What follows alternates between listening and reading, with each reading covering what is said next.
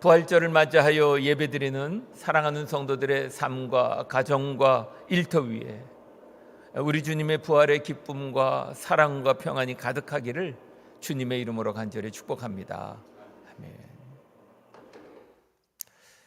대한민국에서 가장 똑똑하다고 불렸던 한 아버지와 그 아버지를 꼭 빼닮은 예쁜 딸의 이야기를 아십니까? 바로 고 이혜령 박사와 그의 딸 이민아 목사 이야기입니다.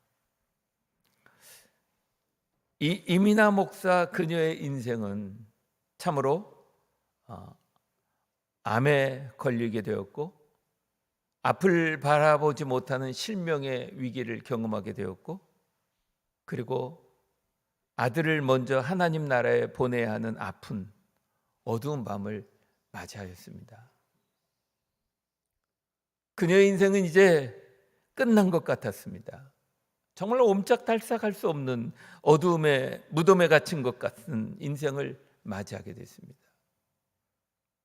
그런데 여러분, 바로 그 절망의 끝에서 놀라운 일이 일어나게 되었습니다. 그녀가 쓴 책 땅끝의 아이들이라는 책에서 앞이 보이지 않게 된 그녀가 절망하며 주저하지 않고 이렇게 고백합니다. 눈이 감기자 이전에 보지 못했던 신기하게 하늘의 빛을 보기 시작했다. 내 눈이 멀어 세상의 빛이 사라졌을 때 비로소 부활하신 주님의 진짜 빛이 보였다. 주님의 생명이 내 안에 있기 때문이다 라고 고백합니다. 종교는 분석의 대상이지 믿음의 대상이 아니라고 지식의 성벽 안에 갇혔던 아버지 이혜령 교수는 암세포와 싸우면서도 이렇게 말합니다. 나는 지금 부활을 살고 있다라고 말했죠. 죽음의 권세와 그녀를 섬기지 못하는 것을 본 아버지는 결국 딸이 믿는 부활의 주님 앞에 무릎을 꿇게 되었던 것입니다. 이민아 목사가 죽음의 권세를 이기고 부활을 살며 자기의 아버지를 주께로 인도했듯이 오늘 본문은 절망의 끝이라 여겼던 무덤이 소망의 시작으로 바뀌는 역동적인 현장을 기록하고 있는 여인들의 부활 목격 사건을 담고 있는 이야기입니다. 주님의 부활을 찬양하며 예배하는 우리는 오늘 본문을 통해 2000년 전 그 새벽 여인들이 느꼈던 그 감동의 현장으로 들어가려고 합니다. 바라기는 그가 여기 계시지 않고 그가 말씀하신 대로 살아나셨다라는 선포가 오늘 말씀을 나누고 듣는 여러분들에게 정말 부활의 주님을 찬양하는 그 마음이 들려지게 되고 울려지게 되는 은혜가 있기를 간절히 소망합니다. 그리하여 우리를 묶고 있는 이 피통과 절망의 죽음과 같은 무덤을 넘어 새로운 삶, 새 생명으로 삶으로 인도하는 부활의 주님을 만나는 은혜가 있기를 주님의 이름으로 간절히 축복합니다. 사랑하는 성도 여러분, 우리가 오늘 본문의 말씀을 통해 가장 먼저 무너진 자리에서 시작되는 이야기를 만나게 됩니다. 십자가 사건 이후 제자들은 물론 오늘 본문의 여인들도 희망은 사라지고 미래가 닫혀 있는 상태로 마음과 삶이 다 무너졌습니다. 그러나 실망과 절망, 온 세상을 덮어버린 것 같은 상태에서도 여인들은 무거운 발걸음을 옮기고 있다는 것입니다. 1절에 보면 안식 후 첫날이 되려는 새벽에 막달라 마리아와 다른 마리아가 무덤을 보러 왔더니라고 합니다. 평행 본문인 마가복음과 누가복음에는 여인들이 향유를 준비했다라고 표현하고 있습니다. 그렇습니다. 안식일이 지난 첫날, 그것도 동트기 전 꼭두 새벽부터 정작 그녀들이 향하는 곳은 무덤입니다. 무덤. 손에 시신의 발을 향유를 들고 마음속에는 거대한 돌물보다 무거운 절망을 안고 죽음을 가둬둔 무덤을 향하는 것입니다. 때문에 그들의 발걸음은 기대나 믿음이 아니라 포기하지 못한 슬픈 사랑을 안고 나아가고 있는 것입니다. 그러나 여러분, 하나님 바로 그 여인들에게 가장 먼저 부활을 나타내 보여주셨습니다. 아무도 기대할 수 없는 그 순간, 그 무너진 자리에서 차마 포기할 수 없는 사랑으로 주를 찾아온 여인들에게 부활을 보여주실 때 우리가 알게 되는 것은 하나님의 개입이 시작되었구나라고 하는 것을 알게 되는 것입니다. 이미 하나님의 계획이 실현돼 가고 있음을 알게 되는 것이죠. 2절을 보십시오. 큰 지진과 함께 천사가 무겁고 거대한 돌을 굴렸다라고 하지 않습니까? 물론 여인들은 부활의 확신도 있었던 것도 아닙니다. 그들의 지금의 상황은 최악이었고 당연히 미래는 더욱 보이지 않는 상황이었습니다. 지진도 또 굴려진 돌도 여인이 한 일은 아무것도 없습니다. 하나님이 이미 일하고 계셨다는 것입니다. 사실 우리는 이렇게 생각합니다. 확신이 생기면 움직이겠습니다. 확신이 생기면 순종하겠습니다라고 말합니다. 그러나 여인들은 절망과 슬픔 속에서 앞이 보이지 않지만 그럼에도 주를 향한 그 방향을 잡은 것을 우리는 기억해야 됩니다. 그렇습니다. 성경은 움직일 때, 순종할 때 확신을 주신다고 말씀하시는 것입니다. 우리의 믿음의 여정 속에서도 사랑하는 성도들의 고백을 듣게 됩니다. 절망과 각양의 여러 문제들로 두려움과 슬픔과 절망의 무덤 같은 상황이지만 그럼에도 주를 끝까지 바라보며 견디며 인내하며 나아가는 걸음에서 어느 순간 하나님은 이미 새 삶을 준비하셨다는 것을 알고 하나님께 영광 돌리며 성도들과 함께 은혜를 나눈 것을 보게 됩니다. 성도 여러분, 우리가 비록 주의 무덤을 보러 가듯이 슬픔과 절망으로 나아가지만 그러나 이것은 믿음의 시작입니다. 하나님은 그 시작 속에서 이미 새 생명, 새 삶의 부활을 준비하셨다는 사실입니다. 오늘 본문에서 여인들에게 돌이 굴려진 빈 무덤은 오히려 공포였습니다. 이에 대하여 4절에 보면 무덤을 지키는 자들이 두려워 죽은 사람과 같이 됐다라고 말합니다. 무덤을 지키는 자들이 두려워 죽은 사람과 같이 되었다라고 합니다. 여인들도 주의 죽으심으로 인한 슬픔과 절망과는 비교할 수 없는 빈 무덤이라고 하는 두려움에 맞닥뜨리게 되었던 것입니다. 이러한 여인들에게 천사가 이르기를 너희는 무서워하지 말라라고 합니다. 그런데 이 지점에서 굉장히 중요한 것을 발견하게 됩니다. 무덤을 지키는 자들은 배제된 채 여인들에게만 두려워하지 말라고 위로하시며 안심을 시켜주는 것을 살펴볼 수 있게 됩니다. 그렇습니다. 여인들만 듣게 된 이 두려워 말라라고 하는 선언은 예수님을 막아서고 지키고 사건을 통제하는 자는 경험할 수 없는, 주 없이 살 수 없다고 고백하는 자, 주 없이 아무것도 할 수 없는 연약함을 인정하는 자, 잃어버린 주를 찾아가는 자가 듣는 위로라고 하는 것입니다. 곧 예수를 따르는 자들을 결코 외롭게 고립된 상태에 두지 않는다는 위로입니다. 하나님은 주를 향한 사랑의 움직임을 다 감찰하시고 동시에 예수를 향한 그들의 시신을 이 신실함을 인정하시는 위로인 것입니다. 그래서 이어서 이렇게 말씀합니다.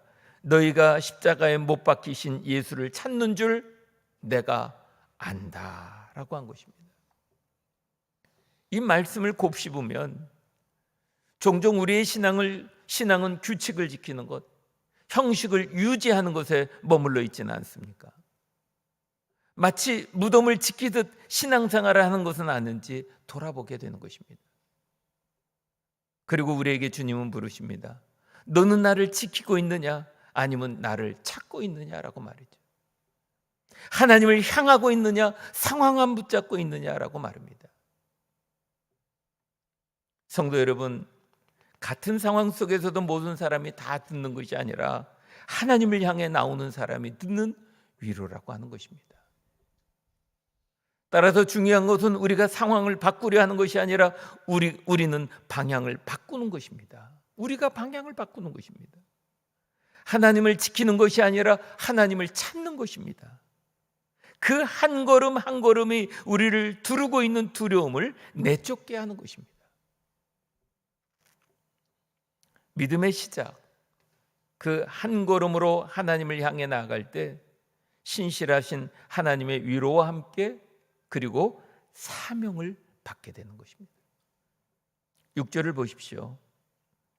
그가 여기 계시지 않고 그가 말씀하신 대로 이미 살아나셨느니라. 할렐루야.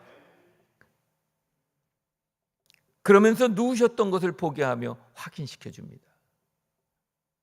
하나님은 이 여인들에게 이미 앞서서 12장 40절, 16장 21절, 17장 23절, 20장 18절과 19절 수차례 자신의 부활에 대하여 말씀하셨던 기억을 되살리십니다. 그리고 누우셨던 자리를 확인시켜 주시면서 하나님의 말씀은 반드시 이루어진다는 예언의 성취를 바로 이 여인들에게 보여주신 것입니다. 그뿐입니까? 여인들에게 정말 벅찬 사명까지 주십니다. 제자들에게 부활하신 주님 먼저 갈릴리에 가서 기다리신다고, 거기서 다시 만나게 될 것이라는 것을 알리는 부활의 메신저의 사명까지 주셨 것입니다. 이 사명은 단순한 사명이 아닙니다. 제자들에게 갈릴리는 어떤 곳입니까? 제자들이 처음 주를 만난 곳입니다. 주님과의 첫사랑이 이루어진 곳입니다. 고기 잡던 그들에게 영혼을 구원하는 사명을 맡기신 자리가 아닙니까? 여인들은 말씀하신 대로 주님이 부활하셨음을 깨달으며 제자들과 첫사랑을 기억하였을 것입니다. 이제 두 여인은 제자들을 향해 냅다 다름질합니다. 아직 절망과 실패로 두려움에 떠는 제자들을 향하여 다름질을 합니다. 그런데 다름질하는 것도 아닙니다. 그냥 다름질하는 것도 아닙니다. 8절에 보면 두려움과 큰 기쁨으로 달린다고 표현하고 있습니다.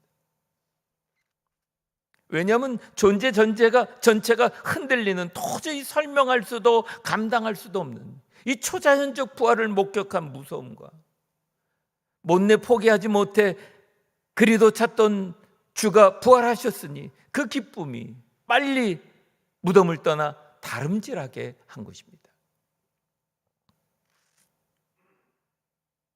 왜냐하면 이제는 알리고 싶었기 때문인 것이죠. 부활의 경험, 진짜 만남은 침묵으로 끝나지 않고 전달의 사명인 증인으로 이어지게 되는 것입니다.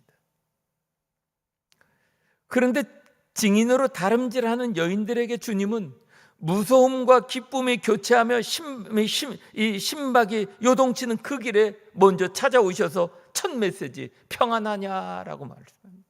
평안하냐. 이 상황이 여인들에게는 얼마나 큰 감격이요 감동이었었겠습니까?